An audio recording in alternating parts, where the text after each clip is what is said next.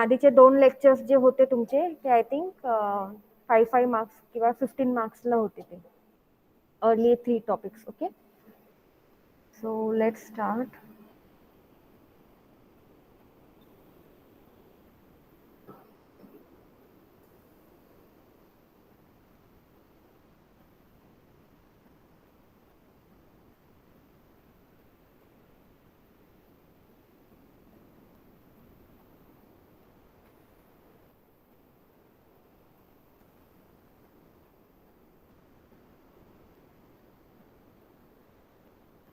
Screen दिसतीये का आता सगळ्यांना?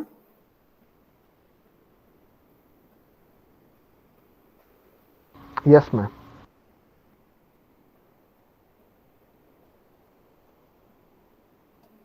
Okay. What is the botanical name of cashew nut?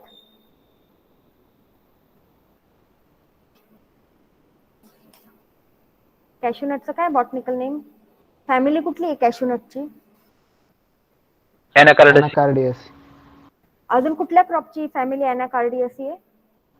आंबा. जॅकफ्रूट. जॅकफ्रूटची अॅनाकार्डियासी आहे? जॅकफ्रूटची मर्टेसी आहे? नाही, जामुनची आहे ती.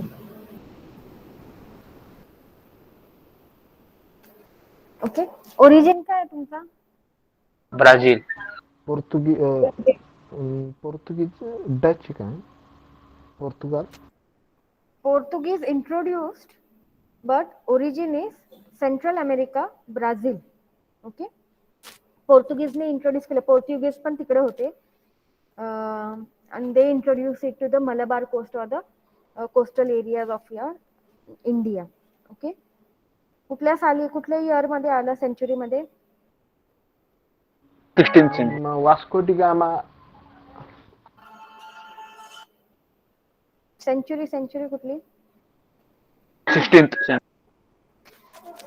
Hello. 15th or 16th century, ma'am. कारण वास्को डी गामा 14. माझं लेक्चर चालू आहे. ओके. 16th सेंचुरी म्हणजे 1500 to 1600 च्या मध्ये तुमचा इंट्रोड्यूस झालेला होता. Okay. So let's start. Botanical name is your Anacardium occidental. Family Anacardiaceae. Chromosome number 2n is equals to 42. Okay. Origin tropical America, that mainly is Brazil. Brazil मधलं ह्याचं origin आहे. It was introduced in India by Portuguese in 16th century. म्हणजे 1501 ते 16,000 या year मध्ये हा introduce झालेला होता. Portuguese word for cashew nut is कॅजू किंवा काजू. त्यामुळे आपण मराठीमध्ये त्याला काजू असं म्हणतो. केजन फूड असतं, केजू म्हणतात, कॅश्यू म्हणतात. So that's how it got its name. There are many species. Almost अॅनाकार्डियमचे 20 स्पीशीज आहेत. Okay. All over the world. This was introduced by the Portuguese in the coastal areas. Malabar coast म्हणजे गोवापासून जी खाली तुमची केरलापर्यंत जाते that is your Malabar coast. कर्नाटकापासून ऍक्च्युली. आणि गोवापासून ते वरती जी जाते तुमची ती असते Konkan coast. Okay. So this was introduce in the Malabar coast. It started getting commercial importance in 1920. तोपर्यंत कशासाठी इंट्रोड्यूस केला होता रे इथे इंडियामध्ये कॅशू? मॅम 2 कारण असू शकतात त्याचे. एक तर जी हिली एरिया म्हणजे जो मलबार हिलचा किंवा आपला जो समुद्र किनारा आहे तिथे जास्त धूप होते. धूप किंवा त्याला आपण सॉइल डिग्रेडेशन वाचवण्यासाठी किंवा कॅश्यू नट पासून विस्की तयार केली जाते, अल्कोहोल तयार केलं जातं. या 2 गोष्टी असू शकतात. मेनली इंट्रोड्यूस केला होता for prevention of soil erosion, soil conservation, preventing तुमच्या हिली एरियाज, कोस्टल एरियाज मध्ये जे पाऊस पडतो हेवी रेनफॉल आणि त्याच्यातून ते बेअर सॉइल इरोजन होणे प्रिव्हेंट करण्यासाठी हा कॅश्यू तुमचा इंट्रोड्यूस केला होता. आणि नंतर मग त्याला आपल्याला इम्पॉर्टन्स कळायला लागला आणि मग 1920 पासून मग कुठे जाऊन त्याचा कमर्शियल प्रोडक्शन हे घ्यायला लागलो आपण. इंडिया इंडियामध्ये इंट्रोड्यूस झाला later, but India was still 2006-07 India was the leading producer of cashew. इथे इथे आता व्हिएतनाम टाका. तुमचे जे स्लाइड्स मी बनवते, I refer to 3-4 of your notes. जे नोट्स मी तुम्हाला ग्रुपमध्ये टाकलेले आहेत त्याचे नोट्स आपण रिफर करून हे बनवतो. तर काही काही नोट्स ओल्ड आहेत, त्याला मी अपडेट केलेले आहे किंवा मी पीपीटी मध्ये जे टाकते मोस्टली ते अपडेटेड असतं. So here you can C India, Brazil, Kenya. But since 1990, Vietnam also entered into cashew production, and since 2006-2007, Vietnam overpassed India ला मागे टाकलेलं आहे व्हिएतनामनी. Now Vietnam is the leading producer, exporter, processor of cashew. आता व्हिएतनामकडे गेलेला आहे. India आपण होतो इतके दिवस, पण आता नाही. अजून कुठे कुठे होतं तर India, Brazil, Kenya. In African countries also cashew is taken. Nigeria वगैरे आफ्रिकन कंट्रीज मध्ये प्रोसेसिंग होत नाही, ते काय करतात ते आपल्याला एक्सपोर्ट करतात. मग इंडियामध्ये आणि आता Vietnam is also leading in it. So we import the raw cashew, unprocessed cashew, and then we process it, and then we again export it or sell it. Okay. इंडियामध्ये प्रॉब्लेम काय की we were the largest producer, now we are second largest producer, but we are also the largest consumer. त्यामुळे आपणच बनवतो, आपणच खातो, त्यामुळे आपला एक्सपोर्ट थोडा कमी होऊन जातो. ओके. सो हा डेटा थोडा जुनाच असेल, बट लेट सी पुढे नेक्स्ट स्लाइड मध्ये न्यू आहे. Annual production is almost 7.5 lakh ton. Maharashtra is the leading producer. With respect to area under cultivation, Maharashtra is leading. With respect to production, Maharashtra is leading, and with respect to productivity, also Maharashtra is the leading state in cashew. Production productivity मागच्या वेळेस explain केलं तर काय difference आहे?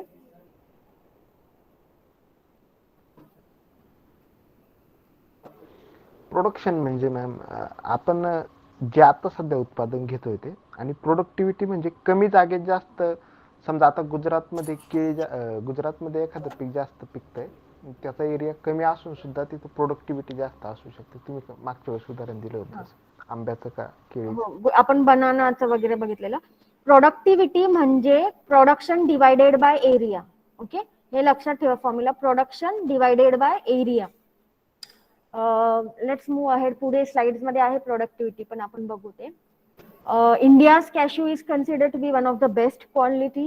As I explained, we are the second largest producer. Vietnam leads in cashew production and processing. Okay. Area मध्ये India असू शकतो, पण प्रोडक्शन मध्ये इंडिया मागे गेलेला आहे. कन्झम्पशन मध्ये आपण जास्त आहोत. Okay. Area almost 37% of the world cashew which is produced. That area where cashew is cultivated, 37% is in India. 42% of the cashew production is in India. Okay. Then export earnings वगैरे दिलेले आहेत तुम्हाला. So from this what we can understand is how these are earning us foreign exchange. आपलं important scope आपण जे बघतो plantation crop मध्ये, बरोबर. So we are getting nearly 2500 crore rupees from your cashew export. हे खूप झालं, मग हाय व्हॅल्यू क्रॉप झाला हा. आणि ह्याच्यातले हे ह्याच्यासाठी ठेवलेला पॉइंट, जरी जुनी माहिती असली तरी 50% is from imported raw nuts. What we import from African countries, ते आपल्याला रॉ कॅशू पाठवतात, नट्स पाठवतात, त्याला आपण प्रोसेस करतो आणि ते परत आपण एक्सपोर्ट करतो.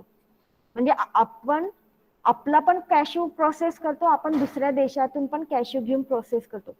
तर कुठल्या तरी सेमिनार मध्ये मी वाचलेलं, अटेंड केलेलं, तेव्हा त्यांनी एक्सप्लेन केलेलं की how now African countries are also getting in to processing of cashew. If they start processing their own cashew in their own countries, मग इंडियाचं हे कॅशू, इंडिया किंवा व्हिएतनामचं जे हे एक्सपोर्ट पोटेन्शियल येते कमी होणार. त्यामुळे आता आपल्याला cashew, we have to develop varieties which are high yielder, whose productivity is more. Okay, जेणेकरून मग आपण हे परत या कॉम्पिटिशन मध्ये उतरू शकतो. Productivity national average is 835 kg per hectare, that is around 550 kg per tree. You can go up to 2000 kg per hectare, that is at least 13 kilo per tree हे तुम्हाला उत्पादन भेटू शकतं. मग we are not able to get that. तुम्ही ते proper management नाही, proper variety वापरत नाहीये, प्रॉपर रिसोर्सेस युटिलाइज करत नाही, त्यामुळे तुम्हाला 13 किलो तुम्ही ऍटलिस्ट तुम्हाला प्रत्येक झाडामागे तुम्हाला कॅश्यू भेटला पाहिजे. पण आता सध्या ऑन अँड ऍव्हरेज इंडियामध्ये किती फक्त 6 किलो पर ट्री तुम्हाला भेटतंय. So there is huge potential to increase the productivity. Okay.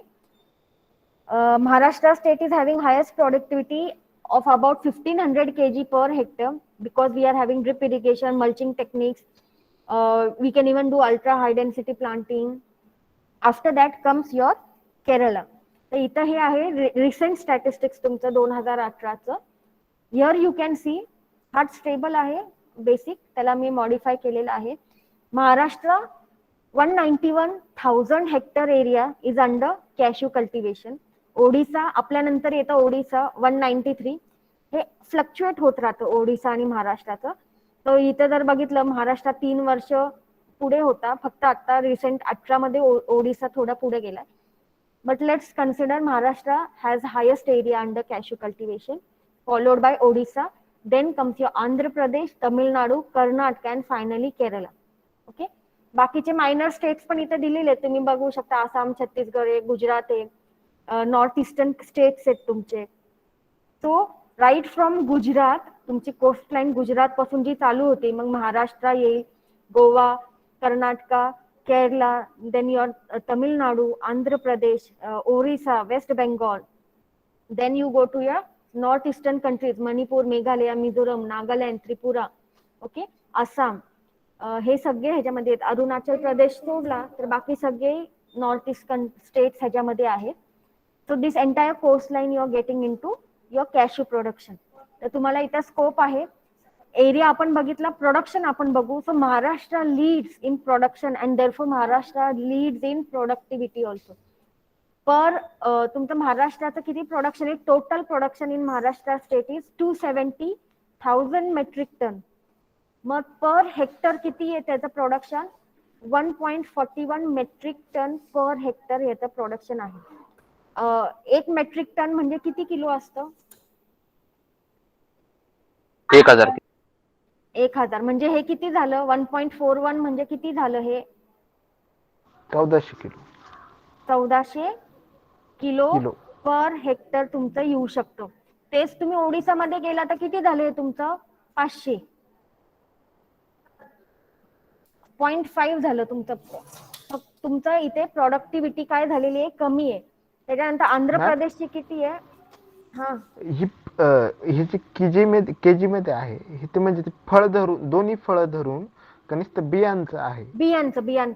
बियांचं धरून cashew nut, yes. Cashew apple नाही, कॅश्यू नट. हा,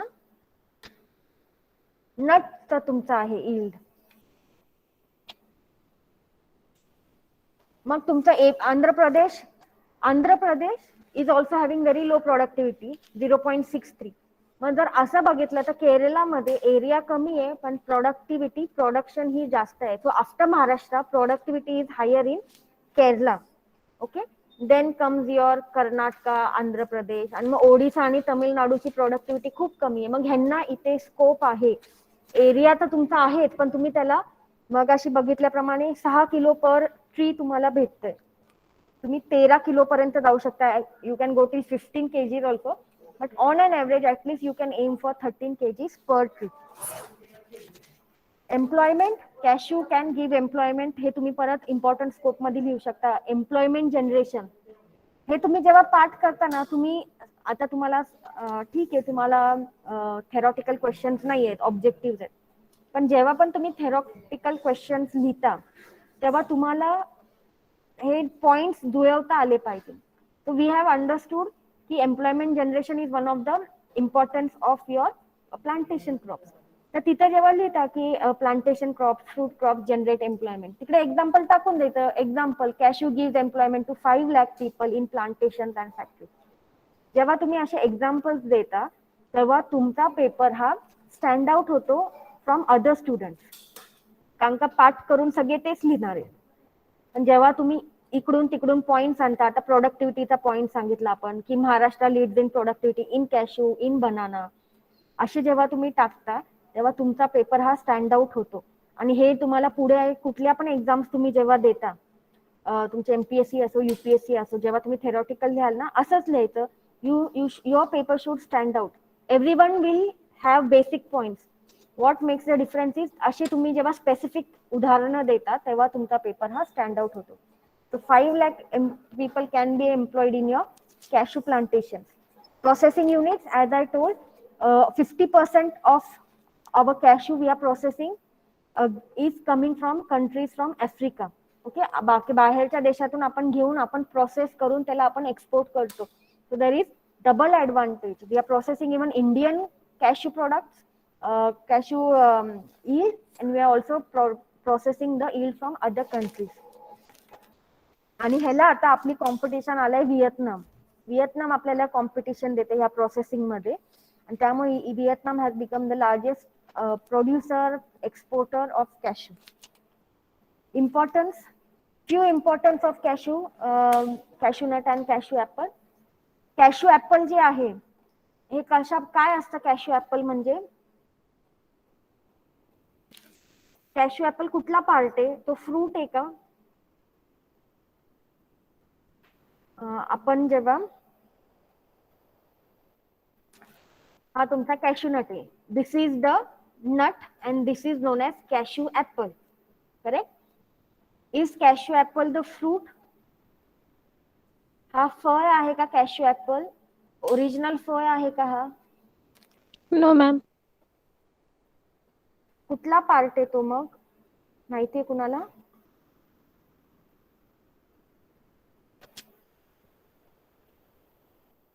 तुमचा कॅशू ऍपल जो असतो तो एनलार्ज थॅलेमस आहे, हा तुमचा कॅशू झाला.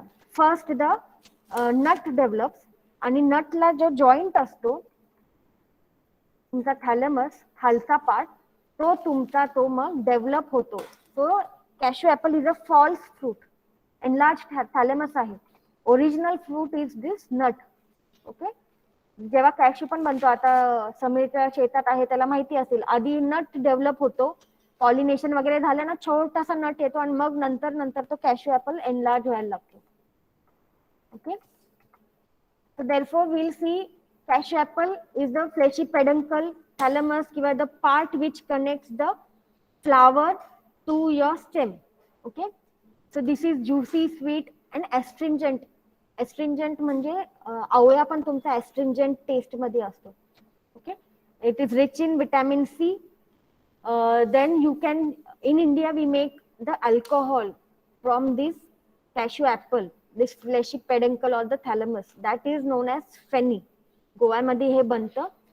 प्लस द कॅशूच्या वरचं जे कव्हरिंग असतं, शेल असतं, त्याच्यापासून आपण कॅशू नट शेल लिक्विड बनवतो. It has good phenolic content. Phenolic असतात, टॅनिन्स, फिनॉल्स असतात. फिनॉल्स म्हणजे जेव्हा तुम्ही खाता, टॅनिन्स जेव्हा तुम्ही खाता, example pomegranate is rich source of your phenolics. आंबा असं वेगळी टेस्ट येते तुम्हाला. किंवा मनुके, जे बिया असतात मनुक्यांच्या, जर ते तुम्ही नुसत्या बिया खाल्ल्या ना, त्यांच्यात टॅनिन्स आणि फिनॉल्स असतात. असं एस्ट्रिंजंट किंवा अशी वेगळीच जिभेवरती फिलिंग येते. That is because of this phenolic content. Okay, so this cashew nut shell liquid is rich in phenols and it is used for making varnish or paint in the polymer industry. आपले wooden जे items असतात त्याला जी shine येते, त्याला जे coating दिलं असतं ते वार्निश असतं, and that is made from this cashew nut shell liquid. मग आता मी दुसऱ्या कम्प्युटरवरती मग अशी लिंक शोधून ठेवलेली, आता इथे नाहीये माझ्याकडे link, but Maharashtra government is trying to prepare your ethanol from this cashew nut. काय म्हणतो आपण त्याला, फ्युएल, जे आपण ethanol is replacing your petrol किंवा ते मिक्स केलं जातं, तर सच जैव टाइप ऑफ इंधन. Biodiesel. Biodiesel, right? So they are trying to prepare this ethanol from these cashews now, cashew apple. ते तुम्ही बनवू शकता. कारण का खूप वेळा ते खाली पडून जातात, वाया जातात. So this can be utilized. Okay. Cashew kernel testa is rich source of tannin. कॅशूच्या वरती जो टेस्टा असतो, पील टाईप असतं, that is rich source of your tannins. Again, cashew nut itself, जे आपण काजू खातो, that is rich in protein, that is rich in fats. Okay, protein rich म्हणजे it has all the essential amino acids. Essential म्हणजे जे बॉडीला, जी body बनवू शकत नाही स्वतःहून, बॉडीमध्ये जे अमिनो ऍसिड्स तयार होत नाही, those are known as essential amino acid. And cashew nut contains most of these essential amino acids. It provides almost 600 calories per kilogram. Per kilogram आहे बरं का ते. So growth, it is a spreading, it has spreading habit. पसरत जातं झाड. Evergreen tree आहे, deciduous नाही आहे, सो लीफ फॉल कधीच नसते. Through out the year it will remain green. It has prominent or very strong taproot system. त्याच्याकडे दोन्ही रूट्स असतात, टॅपरूट असतात आणि फायब्रस रूट्स असतात. So because of this, the cashew nut, that this cashew tree can get all its nutrients, all its water, even in areas like hilly areas वगैरे, जिथं समजा तुम्ही त्याची केअर पण नाही घेतली तरी हे झाड टिकू शकतं. आणि त्याच्यामुळेच ह्याला इंट्रोड्यूस केलं गेलं होतं इंडियामध्ये. Because it has good taproot system, it has good fibrous root system. On its own, without even you taking care of, cashew tree can grow very well. इथे एक बेस्ट एक्झाम्पल दिलेलं आहे. हे लेफ्ट साइडला बघता का तुम्ही, ग्रीन कलरचं पॅच, हे ब्राझील मधलं आहे, दिसतंय ना, नियर द कोस्ट. कर्सर दिसतोय का? Yes ma'am. हे जे ग्रीन पॅच आहे, this is one single cashew nut tree. हा एक झाड आहे आणि ह्या एक झाडाचं this is the largest cashew nut tree in the world. I think 45 metre का कितीतरी, किती मी ऑनलाईन चेक करा, खूप त्याचा ग्रोथ स्प्रेड आहे. Consider to be the largest. And this right side is the picture of the tree. एक stem आहे, त्याची स्प्रेडिंग हॅबिट आहे, ब्रांचेस पुढे पुढे वाढत गेले आणि नंतर ते जमिनीला टेकतात, परत तिकडून रूटिंग होतो. So like this tree has grown throughout this area. It is in Brazil and this has been entered in the Guinness Book of World Records. Pirangi मध्ये आहे ते, cashew of Pirangi, it is commonly known. You can Google it. Interesting आहे fact, ते एक लक्षात राहू. Soil. So as we know, cashew is very hardy. Okay, खूप त्याला वेगवेगळ्या प्रकारच्या सॉइल मध्ये ग्रो करू शकतात. As I told, the root system, it has both taproot system and fibrous lateral root system. So कुठलाही सॉइल असला तरी ते डीप रूट जाऊन, आजूबाजूच्या एरियात जाऊन, it can collect it's nutrients, it can collect it's water. However, you should not use heavy soil, black cotton soil, heavy soil, जिथं water logging होते, or where excess alkalinities or salts are present, म्हणजे pH above 7, अशा system मध्ये त्याला grow नाही करायचं. Because then the taproot will not grow properly in heavy soil. Okay, then in India we saw from Gujarat till your north east countries, सगळीकडे cashew grow होतो. Therefore that means it can be cultivated or it can be grown in different types of soil, right from laterite, red soil, coastal sandy soil, all these different types of soil you can utilize for growing cashew. It can grow on hill slopes. आपण महाराष्ट्रातल्या म्हणजे कोकणातले घाट्स आहेत तिकडे पण cashew grow केला जातो. Okay, फक्त तुम्ही हेवी सॉइल वगैरे मध्ये ह्यांना ग्रो नाही करायचं. थोड्या प्रमाणामध्ये black soil, black cotton soil मध्ये पण ग्रो होतो, but it requires proper drainage. हे कुठल्याही झाडाला लागू पडतं. Still no tree prefers water logging. No tree can grow in heavy or where drainage is improper. Okay, हा बिंदास तुम्ही कुठल्याही झाडांना तुम्ही हा पॉइंट लिहू शकता. Climate, cashew is coastal area climate. It requires, coastal areas मध्ये हे घेतलं जातं. देअरफॉर कोस्टल एरियाचं क्लायमेट काय असतं? Warm climate, warm and humid climate. So cashew grows well in warm, humid, moist climate, mostly in the tropical areas. This is a tropical crop. ओरिजिनच ह्याचं काय? Tropical America, that is your Brazil. So it love sun. It cannot grow properly if there is excessive shade. खूप shade असेल तिथे हे grow होऊ शकत नाही. सो ह्याला आपण मल्टी स्टोरी क्रॉपिंग वगैरे मध्ये ह्याला घेता येत नाही. ह्याला अलोन प्रॉपर सनलाईट लागते. It can grow from your 15 degree Celsius to your 35 to 45 degree Celsius. Excess amount of heat it cannot tolerate.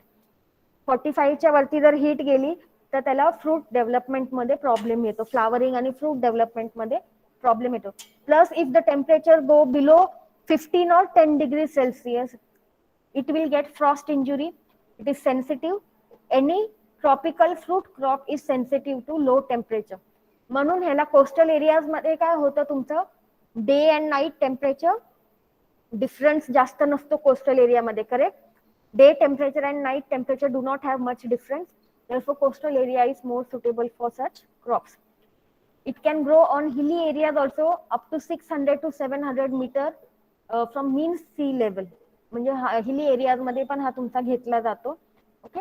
However, as the height increases, for every 100 meter altitude means height.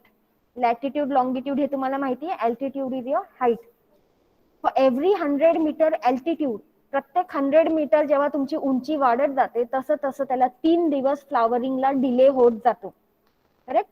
म्हणजे 600 ला किती होणार, 600 metre elevation असेल तर किती delay होणार त्याला flowering मध्ये.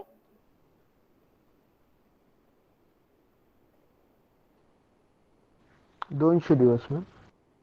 नाही, 200 कसं. 600 मीटर तुमची हाईट असेल तर जर मी कोस्टल एक्झाम्पल, मी वेंगुर्ला बीच वरती माझे कॅशूची बाग आहे आणि माझी कोकण घाटात किंवा पालघरच्या घाटामध्ये माझी कॅशूची बाग आहे, तर ह्यांच्यामध्ये हाईट मध्ये 600 मीटर डिफरन्स आहे.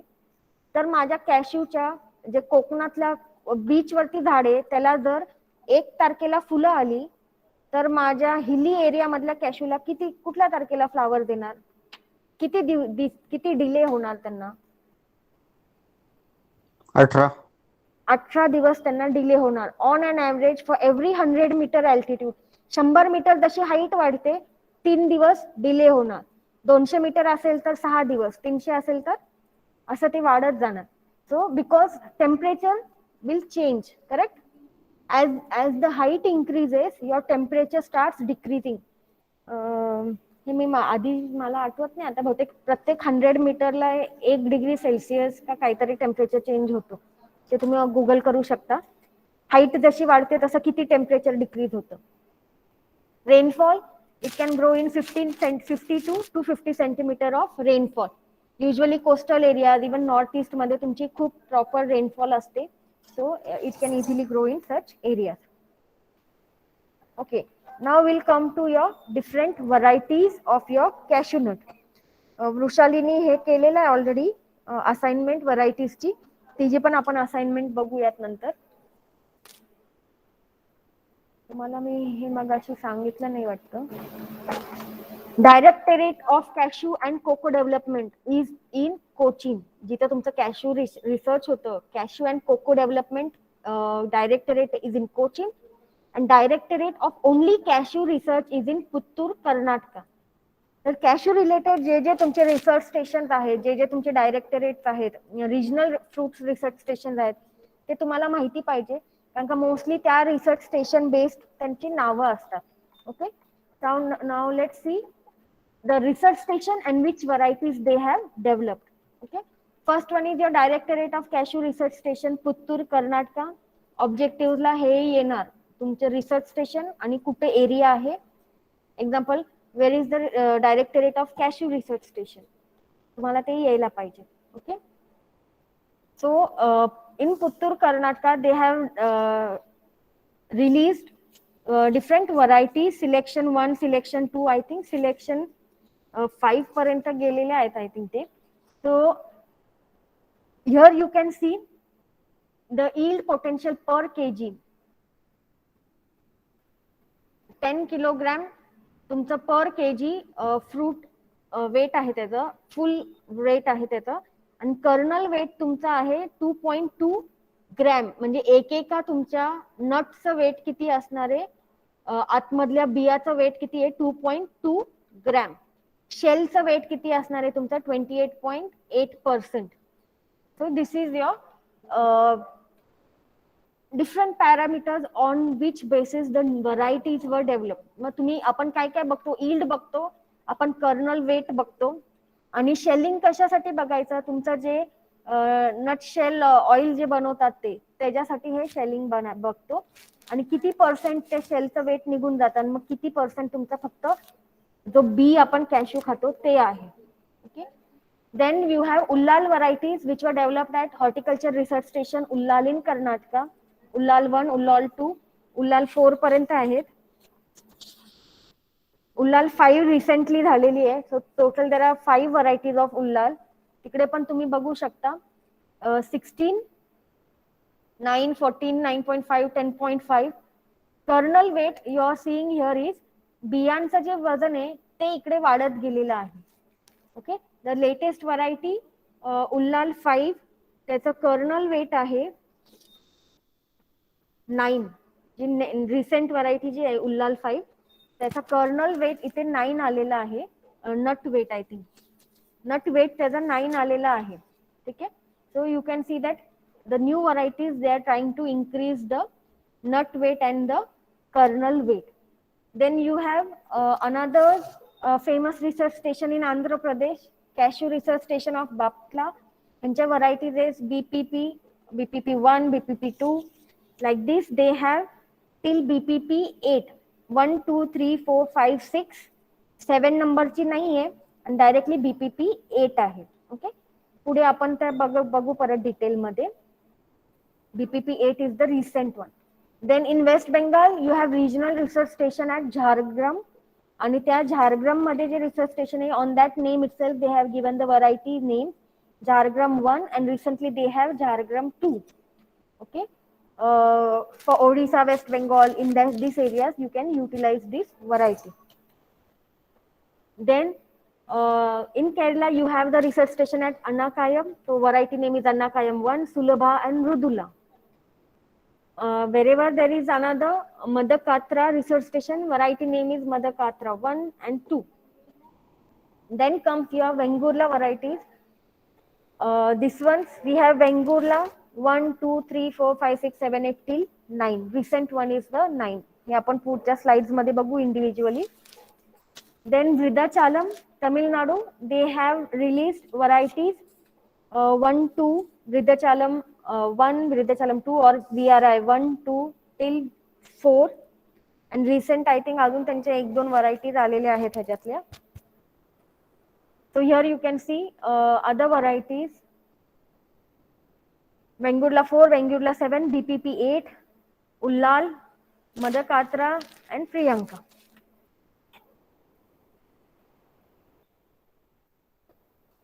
So we'll start with Vengurla varieties. RFRS Vengurla मध्ये डेव्हलप झालेली under BSKKV University. So they started this releasing variety right from 1974 till recent. Vengurla 9 is released in 2015. Okay. काही ह्याच्यातल्या सुरुवातीच्या ज्या होत्या वेंगुर्ला 1 आणि वेंगुर्ला 2, दिस आर सिलेक्शन, म्हणजे जे अवेलेबल व्हरायटीज आहेत इंडियामध्ये किंवा इंट्रोड्यूस झालेल्या ज्या व्हरायटीज आहेत त्याच्यातले जे चांगले चांगले होते ते सिलेक्ट केलेले प्लांट्स पासून त्यांना प्रोपोगेट गेलं. So this becomes your selection. 1 and 2 are from selection and from Vengurla 3 onwards all varieties are hybrids. Vengurla 3 to Vengurla 9 are hybrids. मग ह्याच्यामध्ये तुम्ही डिस्टिंग्विश करताना कलर बघू शकता. Vengurla 1 yellow colour, Vengurla 2 is red colour. ह्याच्यामध्ये Vengurla 1 मध्ये 8% perfect flowers, म्हणजे जे हर्मॅफ्रोडाइट फ्लावर्स आहेत तुमच्या कॅशू मध्ये त्याच्यात 8% वर हर्मॅफ्रोडाइट और perfect flowers.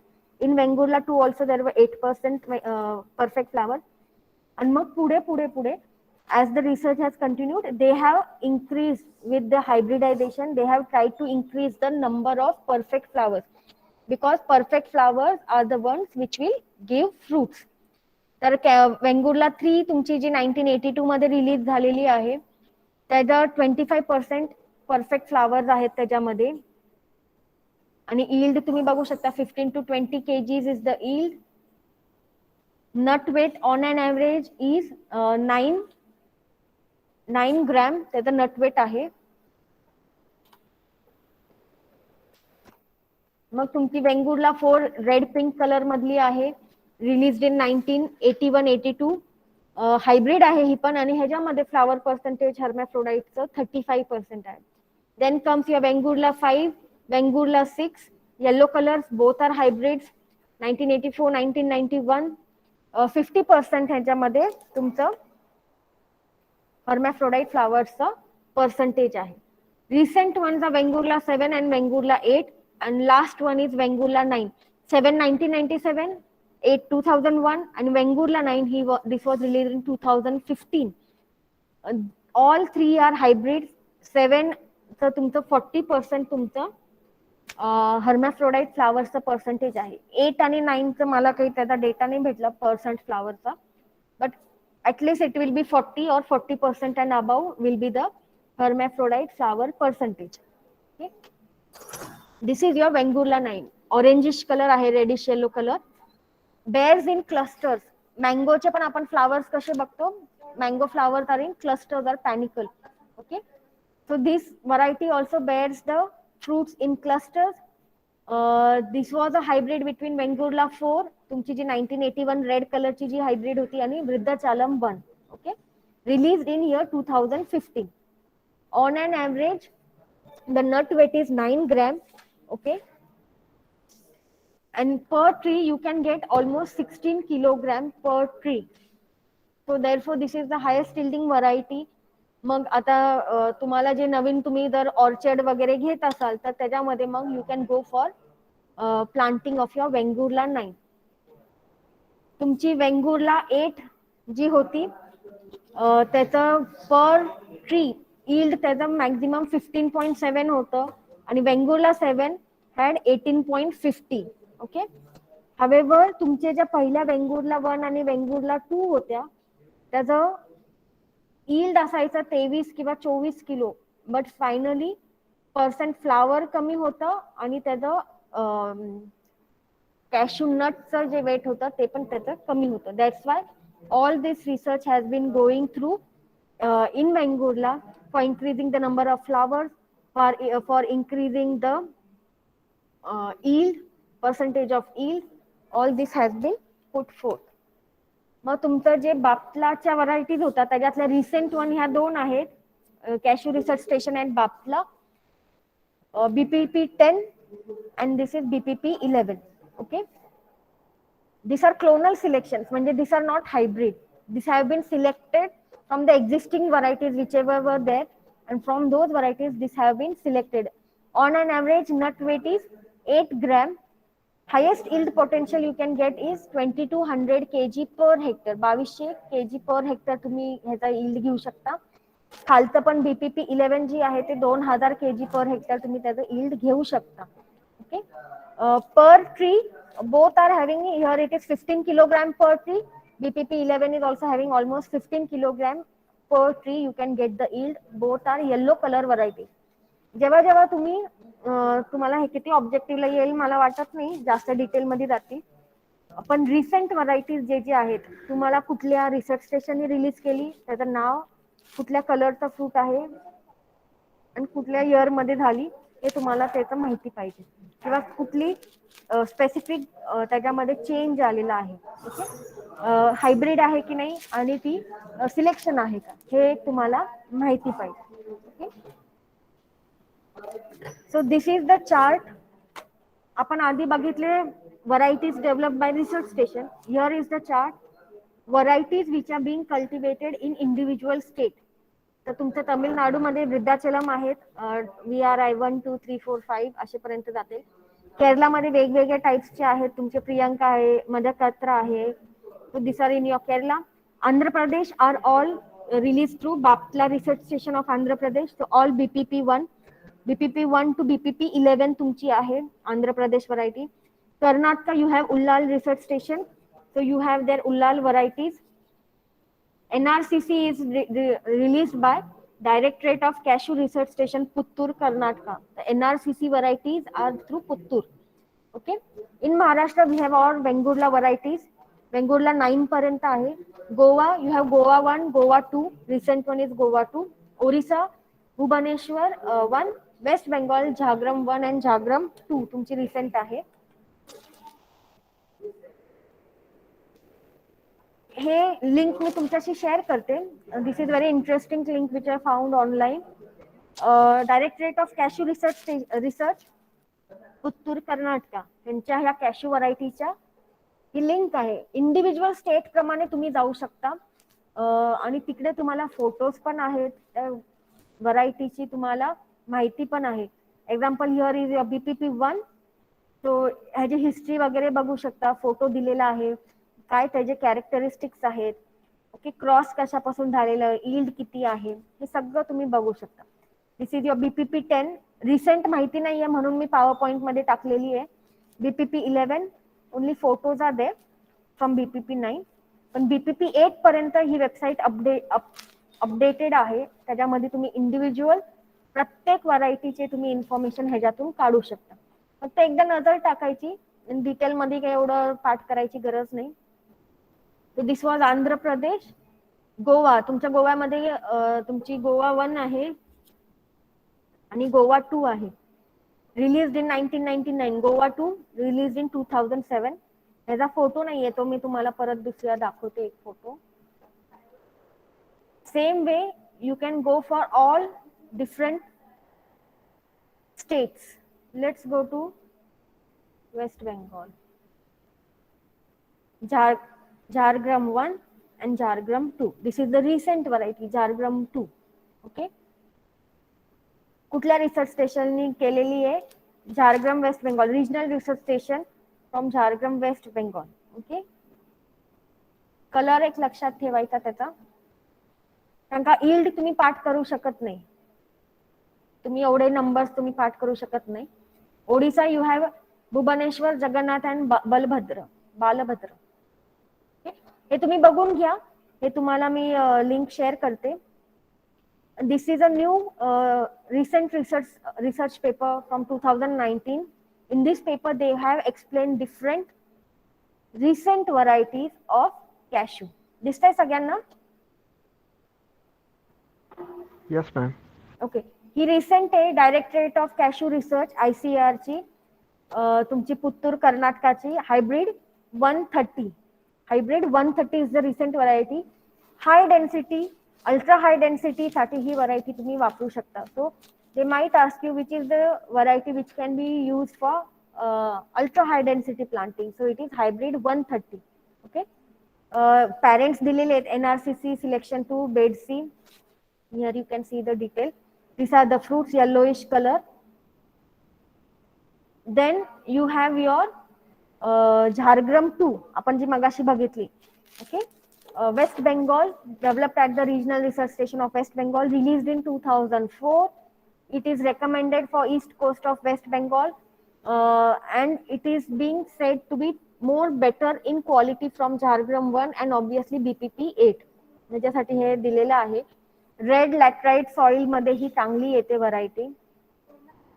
Then you have Vengurla 9, the recent variety of RFRS Vengurla, release in 2015. 16 kilogram per tree you can get. Reddish yellow त्याची स्किन आहे. हे मी PPT मध्ये टाकलेला आहे हा फोटो, पण बाकीच्या व्हरायटीज मी इन्क्लूड नाही केल्या. बापला हे आपण मगाशीच बघितले, हे फोटोज वगैरे टाकलेले आहेत. गोवाची बघू फक्त एक राहिलेली, Goa cashew 3. Goa Cashew 1, Goa Cashew 2, we already saw in the website. We have Goa Cashew 3, recently released in 2017, recommended for state of Goa. On an average 10 to 12 kg per tree, it can give you the yield. मग आता ह्याच्यामध्ये Goa cashew 4 एक आहे, ही 15 ची होती, 17 ची होती आणि ही पण 17 ची आहे. ह्याच्यामध्ये as per the state they have developed the variety because coast to coast soil will change, weather will change. त्याच्यामुळे त्या एरियाजले काही काही सिलेक्शन्स घेऊन त्या एरिया मधले पॅरेंट क्रॉप्स घेऊन हे हायब्रिड्स डेव्हलप केलेले आहेत.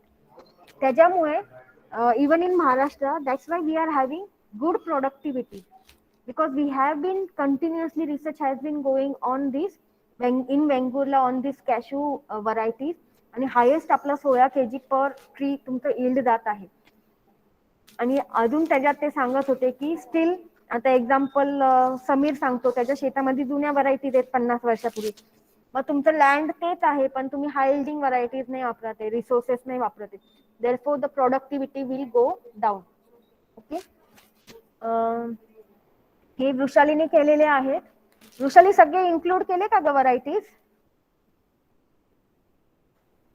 मॅम जेवढे होते तेवढे केलेत. हे तुमची तमिळनाडूची वृद्धाचलम 1, वृद्धाचलम 2, 3, अक्षय, अमृता, केरलाच्या इथल्या. जेव्हा नावं वेगवेगळी येतात ना, अजून एक ट्रिक सांगते, अशी अक्षय, अमृता, अनघा असे जर नावं यायला लागली ना ते केरलाचे आहेत. अदरवाईज तुमची बीपीपी 1 आहे, तुमच्या रिसर्च स्टेशनच्याच तुमच्या नावं दिलेली आहेत. हे काय धनश्री असेल, Dharashree, Dhana, this are all from Kerala. Kanaka, Madakkathara, आता हे रिसर्च स्टेशन आहे मडकात्राचं. Okay, Priyanka again from Kerala, Sulabha Kerala, BPP. So here's the research station starts. You should know Bapatla research station present in Andhra Pradesh, आणि इथून बीपीपी 1 वगैरे सगळे चालू होते. BPP 3, BPP 4, BPP 5, BPP 8, Chintamani Karnataka agriculture research station आहे चिंतामणी. एनआरसीसी पुत्तूरचं तुमचं आहे. उल्लाल कर्नाटकाचं तुमचं उल्लाल रिसर्च स्टेशनचं आहे. तुम्हाला कमीत कमी मॅच द पेअर्सला जर व्हरायटीज आले, उल्लाल 1, बीपीपी, तुम्हाला हे तरी माहिती पाहिजे की ह्या कॅशूच्या व्हरायटीज आहेत. वेंगुर्ला आली तर सगळ्यांनाच कळेल, बट बीपीपी आली, झारग्राम आली, अशा व्हरायटीज जर आल्या तर तुम्हाला ते माहिती पाहिजे की this are from cashew. Okay, state पण तुम्हाला माहिती पाहिजे. नाव our Vengurla starts. Vengurla 2, 5, 6, 7 books मध्ये पण 7 पर्यंतच आहे, 7 किंवा 8. रिसेंट वन तुमची 9 आहे. गोव्याचे आपण बघितलं 1, 2 आहेत आणि 3, 4 रिसेंटली 2017 मध्ये रिलीज झालेल्या. Jhargram also I think 2015, Jhargram 1, and then recent one is Jhargram 2015 मध्ये Jhargram 2. So I will share all these varieties, you can take a look. परत ही तुमची ही पण लिंक मी शेअर करते, आपली कोकण कृषी विद्यापीठाची लिंक आहे, तिकडे पण जायचं आणि तिकडे सगळ्या क्रॉप्सचे आहे. रत्ना तुमचा मँगो आहे, Ratna, Sindhu, Kokan Ruchi, pickle purpose, best for pickle, correct. Sindhu seedless variety, thin seed असते, सीडलेस नाही, thin stone, therefore it is called as seedless variety. तर तुम्हाला क्विज पण शेअर केलेला होता. ओके, आय होप सगळ्यांनी सॉल्व्ह केलेला आहे. सुवर्णा, कोकण राजा आणि Kokan Samrat. Then here are your Vengurla varieties. Vengurla 1, 2, इथे तुम्ही बघू शकता 2 आणि 4 हे रेड ऍपल आहेत, 8 पण रेड आहे. Otherwise all are your yellow fleshed cashew apple. पुढे तुम्हाला परत जॅकफ्रूट, जामून वगैरे सगळे आहेत, हे तुम्ही बघून घ्याल कोकोनटच्या वेळेस, किंवा ज्यांना कोकोनट क्रॉप दिलेला आहे तुम्हाला इथे फोटोज आणि माहिती भेटू शकते. ओके, आपल्या कोर्स रिलेटेड जे जे आहेत कोकण सफेद वेलची, त्या व्हरायटीज तुम्ही ह्या BSKKV वेबसाईट वरून घेऊ शकता. ही पण लिंक मी तुमच्यासोबत शेअर करेन. Okay, so I think we have covered all the varieties. तुम्हाला मला जे दाखवायचं होतं डिटेलमध्ये.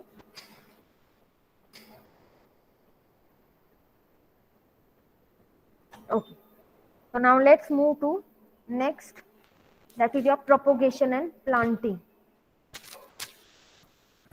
So cashew is propagated mainly by softwood cutting, softwood grafting. Wedge shape मध्ये तुम्ही त्याला ग्राफ्ट करता. एअर लेअरिंग पण तुम्ही cashew nut propagate करू शकता, and from epicotyle grafting also.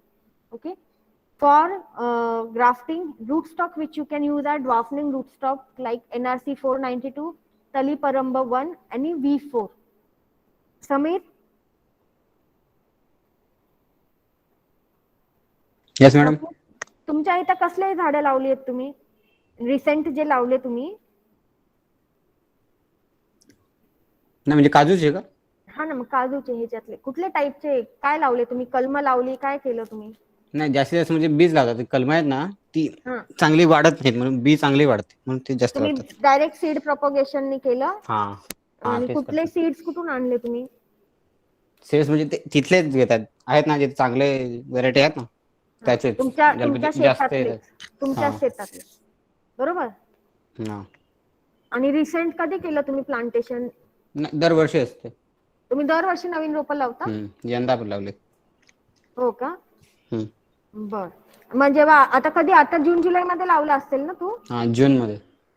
मग काढायचा ना व्हिडिओ त्याचा आणि शेअर करायचा होता ना. मी तेच म्हंटल तुमच्या शेतामध्ये जे जे तुमचे कोर्स रिलेटेड वर्क होतं ऑन फील्ड, ते जे तुम्ही व्हिडिओ शेअर करत जा जेणेकरून बाकीच्या स्टुडंट्सला पण माहिती भेटते. डायरेक्ट सीड सो केला, आता हे झाले असेल ना, जर्मिनेट होऊन उगवले हा असतील, हो झालेत. ते तरी फोटो टाकशील ग्रुप वरती. चालेल ना. तर ह्यांनी काय केलेलं आहे, ह्यांनी सिलेक्शन केलेलं आहे. थ्रू सिलेक्शन दे हॅव तुमच्या शेतातले जे चांगले चांगले झाडं येतात किंवा हाय यील्डिंग जे प्लांट्स आहेत त्याचे सीड्स घेऊन तुम्ही सिलेक्ट करून ते पुढे कंटिन्यू केलेले आहेत. Otherwise you can do by this 3 methods of propagation also. तुम्ही जेव्हा ड्वार्फ व्हरायटीज, ड्वार्फ रूटस्टॉक वापरता, then you can go for high density planting or ultra high density planting.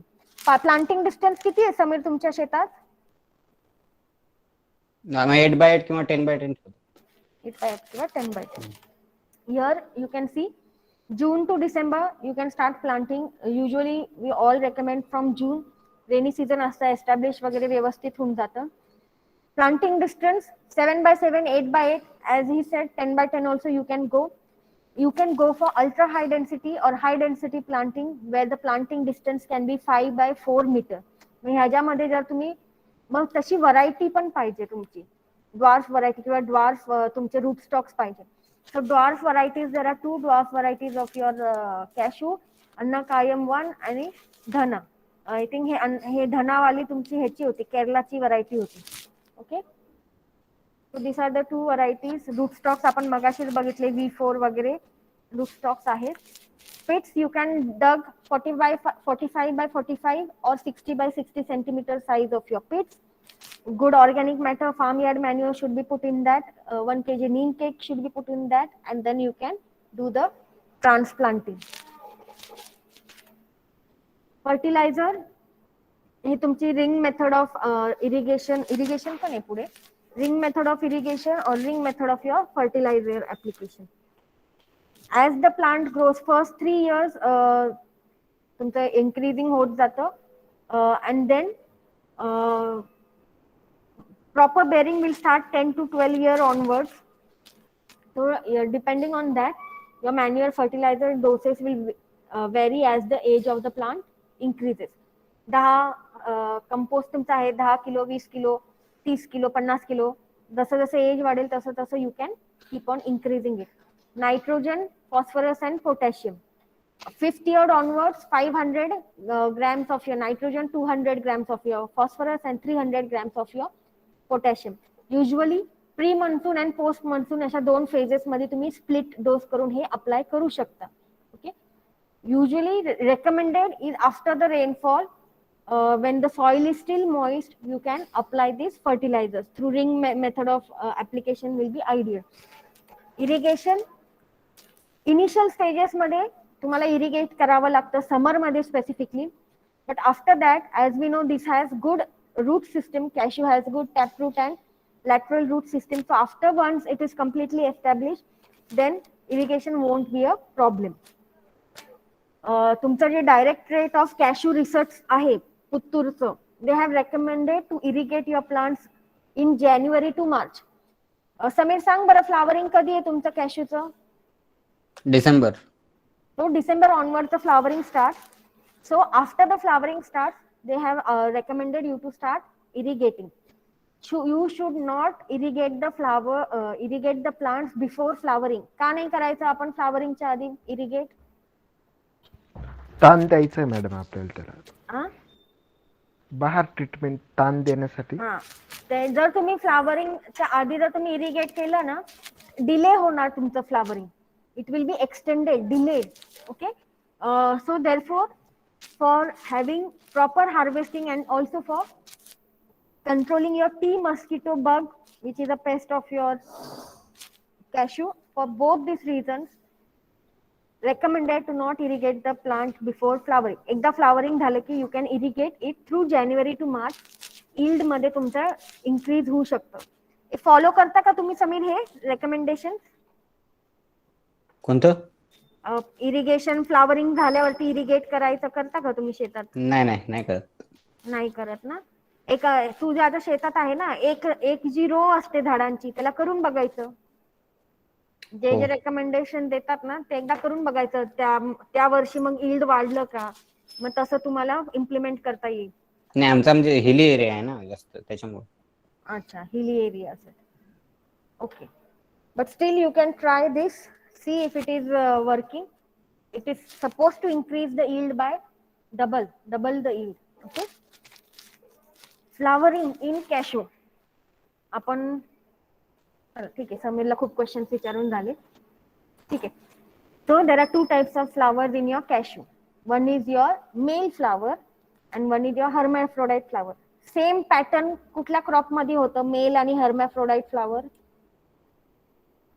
आंब्यात होतं मॅडम असं. कारण का दोघांची फॅमिली पण सेमच आहे. So they have polygamomonoecious type of flower. That means bisexual and staminate, both flowers are present on the same plant. Same inflorescence मध्ये असतं. एकाच फुलाच्या गुच्छ जो येतो इन्फ्लोरोसेन्स, त्याच्यामध्ये हे फ्लावर्स असतात दोन्ही टाइपचे. Okay. Usually cashew is cross pollinated crop. म्हणून क्रॉस पॉलिनेशन जेव्हा तुमचं ऑकर होतं तेव्हा म्हणून आपण सीड प्रॉपगेशन रेकमेंड करत नाही. कारण का मग तुमचे जे पॅरेंटचे जे ओरिजिनल फीचर्स असतात ते तुमचे राहत नाही. Usually flowering starts from November, December onward start होतं actually, but depending on which area in the country. It's महाराष्ट्रामध्ये डिसेंबर पासून स्टार्ट होतं. तो आणि it will be depending on the temperature also.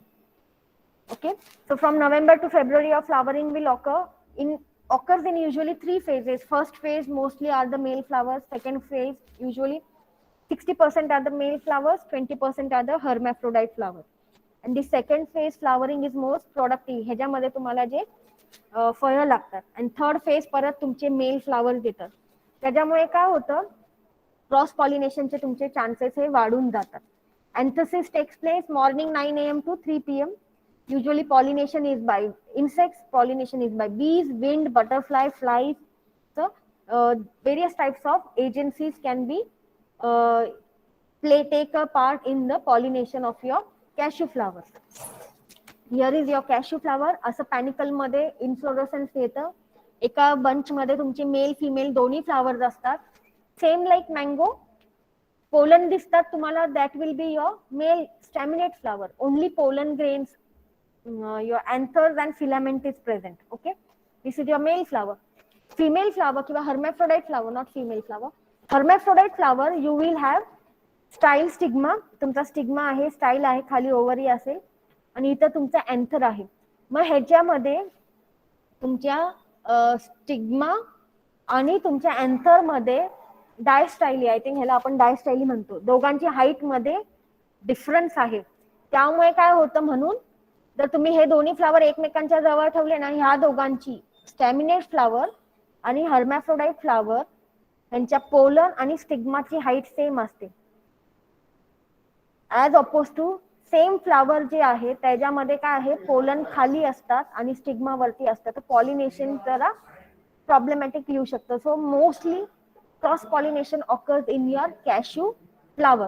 इकडे पण जर तुम्ही खाली बघितले, हा जी व्हाईट कर्सरला बघा, ही व्हाईट जी आहे ते तुमचा स्टाईल स्टिग्मा आहे आणि त्याच्या खाली हे अँथर्स आहेत. Same way in the right side here you can see this are all male flowers. हे पिंक वाले आणि हे व्हाईटिश पिंक जे आहे तिकडे तुम्ही इथं स्टिग्मा बघू शकता, स्टाईल बघू शकता आणि इथं अँथर्स बघू शकता. इकडे पण वरती इथे स्टिग्मा आहे, इथं व्हाईट व्हाईट दांडी जी आहे ते स्टिग्मा आहे आणि ब्राउनिश जर डॉट असेल त्याच्यावरती तो तुमचा स्टेमन आहे. Okay, anthers and your pollen grains. Then comes your harvesting and yield. Flowering and fruiting will start after 3 years. Until 3 years तुमचं vegetative growth up होते. Commercial yield will start from 10 to 12 years onwards, and depending on the variety, economic life will be from 50 years to 60 years. जशी variety आहे तसं तुमचे ते economic life म्हणजे 50-60 वर्षापर्यंत तुम्हाला त्या झाडापासून इकॉनॉमिकल यील्ड भेटू शकते. त्याच्यानंतर मग यील्ड डिक्रीज होईल, फक्त रिसोर्सेस वापरले जातात. So that time is you want to use new plantation for plant new trees. Okay, usually if you are harvesting for the nuts, then you have to allow the nuts to fully mature, and when they become fully mature they start looking grayish brown. आपण पहिल्या slide मध्ये तो picture बघितलेला होता, greyish कलरचे तुमचे nuts होतात. That means the nut is mature. Usually जे मी पण कोकणात जे बघितलं तिकडे खाली पडतात. once the fruit is mature ripe, that cashew apple will fall down. खाली पडलेली असतात आणि लोक येऊन ते उचलून नंतर येऊन ते उचलतात. खाली पडलेले नट्स उचलतात. जेव्हा खाली पडतं तेव्हा तुम्ही कॅश्यू ऍपल वापरू शकत नाही. If you want to make feni or if you want to make any cashew apple product, at that time तुम्हाला हाताने ते फ्रूट तोडावे लागतात, खाली पडून नाही द्यायचे. ओके, काय वापरता समीर तुमच्या शेतामध्ये? कसं हार्वेस्ट करता तुम्ही? हातानेच तोडतात. आणि मग फळांचं काय करता तुम्ही? फळांचे म्हणजे ते अल्कोहोल बनवण्यासाठी जास्त वापरतात. देता का तुम्ही अल्कोहोल साठी, फेनीसाठी? हा, अल्कोहोल तुम्हाला करायचं असेल तर तुम्हाला कॅश्यू ऍपल चांगला लागतो, खाली पडून द्यायचं नाही. युट्यूब वरती जर जाऊन बघितलं, तुम्हाला मी रिसेंटली बघितलं होता फेनी कसं बनवतात गोव्याचा व्हिडिओ होता. कॅश्यू ऍपल पायानी तुडवतात, काय काय काय काय पायानी का बूटनी कशानी तर तुडवत होते बाबा. ते बघूनच ते कसं तर होतं, तर तुम्ही बघून घ्या, मग तुम्हाला कळेल कसं तुमची फेनी प्रिपेअर होते. सिमिलरली ग्रेप्सला पण पायाने तोडवतात. इनफॅक्ट इथे नाशिकमध्ये आहेत ना रे वायनरीज तुमच्या? तुळा वाईन्स आहेत. येस मॅम आहेत ना. तिथे आय थिंक हार्वेस्ट फेस्टिवल पण होत असतील, बरोबर? येस मॅम, सुला नाशिकचं माहिती फेस्टिवल आहे का? असतं. तुला फेस्टिवल. येस मॅम, सुला मी फेस्टिवल. युएसए मध्ये एक वाईन फेस्टिवल अटेंड केला होता to understand how this process works. काय नाही, ग्रेप्स आपण जाऊन हार्वेस्ट करायचे ग्रेप्स. ते मग मोठ्या त्यांचं कंटेनर असतं त्याच्यात ते टाकतात आणि त्याला बाकीच्या लोकांना बोलवतात आणि त्याला पायाने तुडवायला लावतात आणि अशा टाईपची ती तुमची वाईन बनलेली ती मग तुम्हाला देतात. सो यू कॅन सी फेनीचं पण तसंच आहे, बघा तुम्ही. आता मी व्हिडिओ रेडी नाही ठेवला त्यामुळे नेक्स्ट टाइम मी काढून ठेवेल. So this is your harvesting. Depending on for what purpose you are harvesting, you can allow the fruits to fall on ground, or if you want cashew apple you can harvest it by hand. खाली पडलं ना तरी काही problem नाही आहे, त्याला nut असतं, नटला काही प्रॉब्लेम नाही आहे. कॅश्यू ऍपल डिकम्पोज होऊन जातो आणि नंतर माणसं येऊन खालून ते कॅश्यू ऍपल उचलून घेतात किंवा ते नट्स फक्त असतात ते उचलून घेतात. Okay, yield up to 3 to 5 years, 3 kg nuts per plant. 6 to 10 years, 6 to 8 kg nuts per plant. After 10 to 12 years, you can go for 8 to 12 kg nuts per plant. 12 year onwards, depending on your variety, तुम्हाला 15 kg nuts per plant तुम्हाला हे yield भेटू शकतं. Processing आपण नंतर करू, मी अजून हे जे स्लाइड्स नाही ऍड केले. नेक्स्ट लेक्चरला will do our processing, what are the different steps वगैरे ते आपण करून घेऊ. तुम्हाला फक्त मी स्वयं एक दाखवते. समीर, तुम्ही नट्स प्रोसेसिंगला कुठे पाठवता? वाडा इथे सध्या राहतोय ना, तिथं आहे. तिथं आहे का? मग तुझ्याकडे व्हिडिओ वगैरे असेल त्याचा, काढला का कधी? नाही, मी नाही गेलो त्याच्यात कधी. बघितलंय का कधी? म्हणजे बाहेरून म्हणजे फॅक्टरी बघितली, आतमध्ये नाही गेलो. तू आतमध्ये प्रोसेस पण नाही बघितला? नाही. ओके. आम्ही रावेला असताना आम्ही पुण्यात कॅश्यू प्रोसेसिंग छोटस होतं युनिट, तिकडे बघितलेलं होतं. पण तिकडे फक्त ते शेल काढायचे आणि मग ते तुमचा होल कॅश्यू असतो किंवा ब्रोकन पीसेस असतात तशा टाईपचं प्रोसेसिंग होतं. But in next lecture I will find some videos also for cashew processing for feni purpose. आणि कोकण कृषी विद्यापीठ ना या ऍपलचा कुठला तरी एक ज्यूस पण बनवतात. कुणी कधी बघितलंय का? कोकण कृषी विद्यापीठ कॅश्यू ऍपल ज्यूस.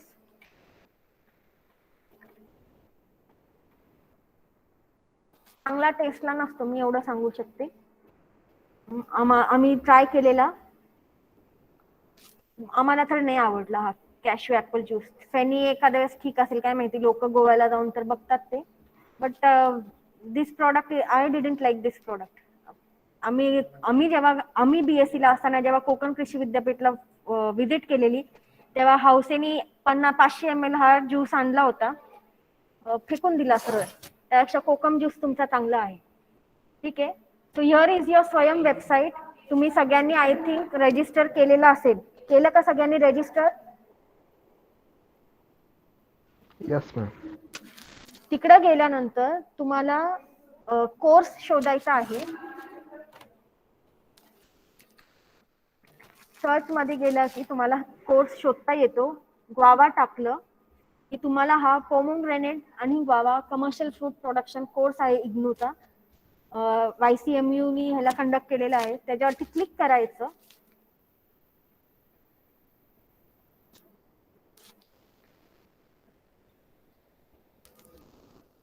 आणि इथे गो टू कोर्सच्या ऐवजी इथे जॉईन कोर्स येतो. ठीक आहे. मला परत मागच्या आय थिंक प्रसन्न वगैरेंनी विचारलेलं कसं करायचं. हा जॉईन कोर्स केल्यानंतर तुमच्या नावाच्या खाली तुम्हाला माय कोर्सेस येतात. त्या माय कोर्सेस मध्ये जायचं. हे वेगवेगळे कोर्सेस मी रजिस्टर केलेले आहेत. मग तुम्हाला आता अजून तो ग्वावा कोर्स त्यांनी अजून मटेरियल टाकलेलं नाहीये बहुतेक. पण जर तुमचं मटेरियल स्टार्ट होतं, 4 वीकचा कोर्स आहे, तर तुम्हाला अशी वीक वाईज असाइनमेंट येतात. पहिल्या वीक मध्ये फक्त वीक 1 येतं. त्याच्यामध्ये अभ्यास करायला तिथे बेसिक नोट्स दिलेले असतात आणि क्विज दिलेला असतो. Quiz will be given, notes will be given. त्या वीक मधला क्विज तुम्हाला त्याच वीक मध्ये संपवायचा असतो. त्याच्यानंतर तो बंद होऊन जातो, किंवा ड्यू डेट जी दिलेली असते त्या ड्यू डेट मध्ये तो बंद होऊन जातो. आणि तुम्हाला 4 वीक्सचा हा कोर्स आहे. 4ही वीक्स मध्ये जर तुम्ही क्विज कंप्लीट केले नाहीत ड्यू डेटच्या आधी, तर तुम्हाला सर्टिफिकेट भेटणार नाही. त्यामुळे मेक शुअर तुम्ही तो क्विज त्या वीक मध्ये सबमिट करायचा. असं तुम्हाला वीक वाईज नोट्स आणि क्विज येतील. ते नोट्स पण सेव्ह करून ठेवायच्या आणि क्विज पण तुम्ही सॉल्व्ह करायचे. अजून पोमोग्रेनेट ग्वावा हाच पहिला वीक आहे. अजून इथे काही मटेरियल आलं नाही. जेव्हा मटेरियल येईल ना, इथे तुम्हाला वीक 1 येईल. तुम्हाला ईमेल पण येईल की material has been posted online. मग त्या मटेरियल वरती क्लिक करून तो अभ्यास करून तो त्या वीक मधला क्विज सॉल्व्ह करून घ्यायचा. समजलं का आता सगळ्यांना स्वयं? अजून कुणाला काही क्वेश्चन्स आहेत का ह्याच्याबद्दल? कुणाला डाऊट आहे का स्वयं कोर्स बद्दल? मला परत नका मेसेज करू. आता तिसऱ्यांदा मी एक्सप्लेन करते स्वयं बद्दल. क्लिअर आहे सगळे? आणि ह्याच्यामध्ये हे तर मी तुम्हाला एक कोर्स सांगितला. तुम्ही इथे कुठलेही कोर्सेस तुम्हाला पाहिजे ते, तुम्हाला टॉपिक जे इंटरेस्टचे असतील ते कोर्सेस तुम्ही सर्च करू शकता. त्या कोर्सेस बद्दल तुम्हाला वेगवेगळे डिफरंट टाइप्स ऑफ कोर्सेस भेटतील, ज्याला तुम्ही एनलिस्ट करू शकता.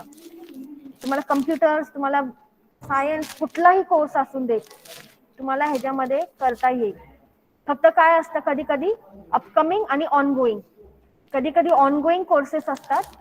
मग त्याच्यामध्ये पण बघायचं की हा कोर्स परत कधी येणार आहे, तेव्हा तुम्ही ते रजिस्टर करू शकता.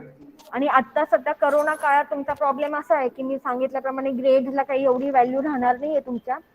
त्यामुळे असे सर्टिफिकेट कोर्सेस जरी तुम्ही केले at the end of your career, that will be very helpful की तुम्ही एक्स्ट्रा कुठले तरी कोर्सेस केलेले आहेत. क्लिअर सगळ्यांना? Yes ma'am. मॅम हा, मॅम असं ICAR किंवा आपली युनिव्हर्सिटी नाही करत का मॅम? तुम्हाला ICAR किंवा आपली युनिव्हर्सिटी असे ऑनलाईन कोर्सेस कंडक्ट नाही करत? तुम्ही नोट्स बघितलेत की नाही मला माहिती नाही. ऑनलाईन जे पण मी नोट्स पण तुमच्याशी शेअर केले ना, तुम्हाला हे ऑनलाईन कोर्सेस असतात ICAR चे. हे बघ इथं प्लांटेशन ऑनलाईन कोर्स एक्झाम्पल, हे कॅश्यूचा कोर्स आहे. प्लांटेशन क्रॉपचा हा कोर्स आहे, पण ह्याला सर्टिफिकेट नाही भेटत. कोर्सेस घेतात पण ह्याला ना सर्टिफिकेट नाही घेत. हे जे नोट्स वगैरे हे मी शेअर केले तुमच्यासोबत ऑलरेडी. प्लांटेशन क्रॉपचा हा कोर्स आहे, ह्याच्यात डिफरंट टॉपिक्स असतात आणि हे नोट्स आपण ऑलरेडी शेअर केलेले आहेत तुमच्यासोबत. असे वेगवेगळे कोर्सेस ICARचे आहेत ऑनलाईन, पण तुम्हाला सर्टिफिकेट नाही भेटणार त्याचं. पण तुम्हाला जर टीचिंग मटेरियल वगैरे पाहिजे असेल तर तुम्हाला हे भेटू शकतं ह्याच्यात.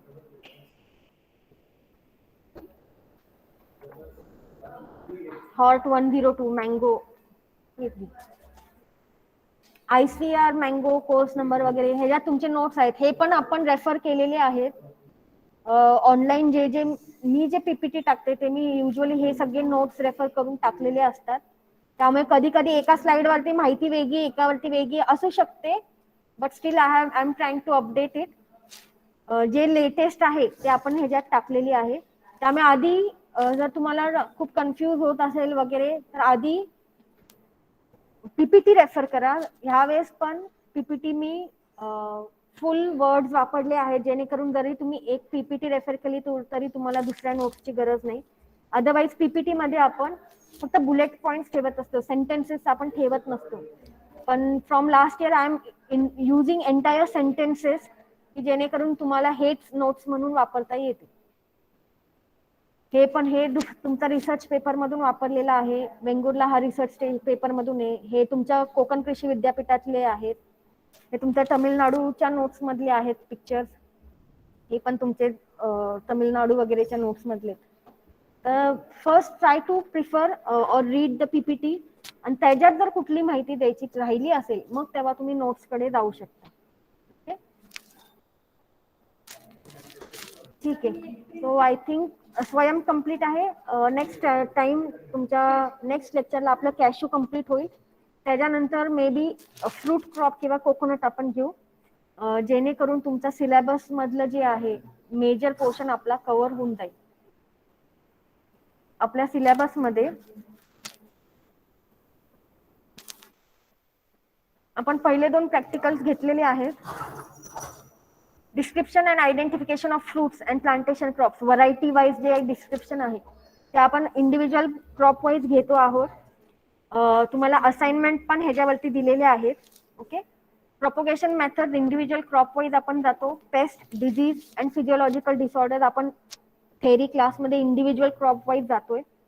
वेळ भेटला तर नंतर वाटलं तर एकदा ओव्हरव्ह्यू घेता येईल ह्याचा. फक्त 7 to 11 हे आपल्या थेअरीमध्ये कव्हर नाही होत. हे तुमचे प्रॅक्टिकल्स घेतले जातील. पहिले 2 ऑलरेडी घेतले. हे preparation of bioregulators, commercial nursery, orchard economics, intercropping and rejuvenation हे आपले घेतले जातील. Otherwise other topics individual crop मध्ये जे आपलं थेअरीमध्ये चाललेलं आहे, व्हरायटीज असतील, फ्लावरिंग आहे, पेस्ट, डिझीज, डिसऑर्डर सगळे आपण बघितलेले आहेत. ते तुमचं त्याच्यात ऑटोमॅटिक कव्हर होते. मिड एक्झामला तुम्हाला importance and scope of fruit and plantation crops 5 mark, high density planting, use of root stocks 5 mark. Use of root stocks मध्ये हे टेबल तुम्ही करत जायचा. जसे जसे क्रॉप्स आपण कव्हर करतोय तसं तसं crop wise I think exercise मध्ये रूट स्टॉक आहेत, पण तरी पण तुम्ही क्रॉप वाईज ते रूट स्टॉक्स वगैरे घेत राहायचं.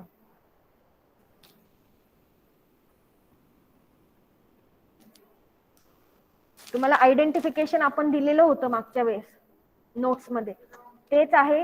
हे तुम्ही अभ्यासाला पण वापरू शकता. फक्त ह्याच्यामध्ये जर क्रॉप्स कमी असतील ते तुम्ही ऍड करत जायचे. जसे आपण थेअरी करतो तसं तसं हे ऍड करत जायचं. ह्याच्यामध्ये युजली व्हरायटीज आणि रूट स्टॉक्स पण दिलेले आहेत. आणि नसतील तर रूट स्टॉक आपण प्रत्येक व्हरायटीचा घेतो तसं आपण हे ऍड करत जायचा हा कॉलम तुम्ही. ओके. आपला मँगो स्पेशल हॉर्टिकल्चरल प्रॅक्टिसेस झालाय, 15 मार्क वरचे झालेले आहेत. मँगो आणि banana already covered 20 marks. Cashew will be covered. आणि त्याच्यानंतर पपया किंवा अजून कुठले तरी असं मायनर क्रॉप घेऊन तुमचा 50% सिलेबस तुम्हाला मिड टर्मला असणार आहे. 23 तारखेपासून तुमची मिड टर्म आहे. ओके. सेकंड इयरचे कोर्सेस टाइम टेबल दिल्याप्रमाणे तुम्हाला अटेंड करायचे आहेत. आता फक्त थेअरी घेतली जाईल सेकंड इयरला आणि सप्टेंबर पासून तुम्हाला त्याचे प्रॅक्टिकल्स ते घेतील. त्याच्यामुळे दोन्ही तुम्हाला कोर्सेस अटेंड करायचे आहेत आणि दोन्हीचे एक्झाम्स सायमल्टेनियसली किंवा एका नंतर एक लवकर येतीलच. कुणाला काही क्वेश्चन आहे का? Any question? No ma'am. Okay. Citrus घेऊ वाटलंस तर नेक्स्ट टाइम 5 मार्काला येईल हा. कॅश्यू, सिट्रस, मँगो, बनाना हे तुम्हाला मिड टर्मला राहतील आणि वरचे 3 असं 50 मार्काचं तुमचं मिड टर्मला तुमचा सिलेबस राहणार आहे. ओके. मँगोचा क्विज तुमचा ग्रुपमध्ये टाकलेला होता, अजून सॉल्व्ह केलेला नाही स्टुडंट्सनी. 16 स्टुडंट्सनी सॉल्व्ह केला, बाकीचे राहिलेले ज्यांनी राहिले त्यांनी हा क्विज सॉल्व्ह करायचा. असाइनमेंट्स क्रिएट केलेले आहेत तुमच्या. व्हरायटीजची असाइनमेंट दोघांनीच दिलेली आहे. असाइनमेंट बर्डिंग ग्राफ्टिंग ही पण तुम्हाला करायची आहे. पॉली एम्ब्रॉयनी टाइम निघून चाललाय, ह्याचे पण तुम्हाला सबमिट करायचे आहेत. आयडेंटिफिकेशनचं तुमचं हॉर्ट 111 ला जे टाकलेलं होतं त्याच्यामध्ये फक्त तुम्हाला प्लांटेशन क्रॉप्स ऍड करून ही पण असाइनमेंट सबमिट करायची आहे. तर लवकर करा, डोंट वेस्ट टाइम. ओके. आणि कुणाला काही इश्यू येत असेल तर मला कॉन्टॅक्ट करू शकता. So I think with this attendance already घेतलेली आहे तिकडे कम्प्युटरवरती. So we can end this lecture आणि next week will complete your cashew and then will start with citrus. Okay. You can leave the classroom.